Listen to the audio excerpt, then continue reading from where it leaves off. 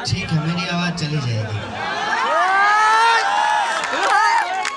साथियों, मेरी आवाज जहां तक पहुंच रही है, मिथिला की इस पावन धरती के, इस महान भूमि के आप तमाम लोगों का, आदरणीय बुजुर्गों का, माताओं बहनों का, नौजवान दोस्तों का, किसान मजदूर भाइयों का, मेहनत मजदूरी करके, दुकानदारी करके, खेतों में खून पसीना बहा करके अपने परिवार का भरण पोषण करने वाले आप तमाम आवाम का और प्यारे बच्चों का मैं क्रांतिकारी इस्तकबाल करता हूं। आपका हार्दिक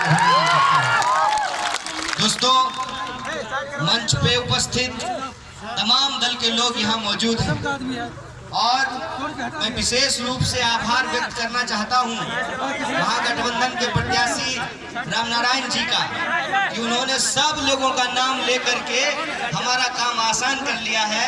मैं इकट्ठे आप तमाम लोगों को प्रणाम करता हूं, आप सबका हार्दिक अभिनंदन करता हूं। दोस्तों, चुनाव है और जो नौजवान हैं, बच्चे हैं, उनके लिए चुनाव का ज्यादा अनुभव ना हो, लेकिन पीछे जो बुजुर्ग बैठे हुए हैं उन्होंने बहुत सारा चुनाव देखा है, बहुत सारी चुनावी सभाएं देखी हैं, बहुत सारे वादे देखे हैं, बहुत सारी तकरीरें सुनी हैं, बहुत सारा भाषण सुना है। आप लोगों के लिए मौका है कि इस मौके पर चुनाव जब हो रहा है, अपने बुजुर्गों के करीब बैठिए और अपना इतिहास, चुनाव किस तरीके से होते थे, किस तरीके से चुनाव हो रहे हैं, पहले के चुनावों में और आज के चुनावों में क्या फर्क आया है, इसका तजुर्बा उनसे साझा कीजिएगा, ये अनुभव उनसे लीजिएगा। मैं ये बात इसलिए आपको कह रहा हूं कि चुनाव में तरह तरह की बातें की जाती हैं। अगर बस चले तो नेता ये भी कह दे कि आपके घर के ऊपर हवाई अड्डा बना देंगे। स्थिति ये होती है कि लोकतंत्र ने आपको ऐसी ताकत दी है कि इस ताकत के बदौलत वोट के वक्त नेता आपके चरणों में लेट जाएंगे। कोई कुछ लेकर के आएगा, कोई कुछ लेकर के आएगा। अभी तो वो संस्कृति बिहार नहीं पहुंची है, नहीं तो दक्षिण भारत के राज्यों में कोई कुकर देता है, कोई टीवी देता है, कोई साइकिल देता है, कोई मोटरसाइकिल देता है। पैसा और पॉलिथीन बिहार में भी पहुंच गया है, प्लस मुर्गा भात।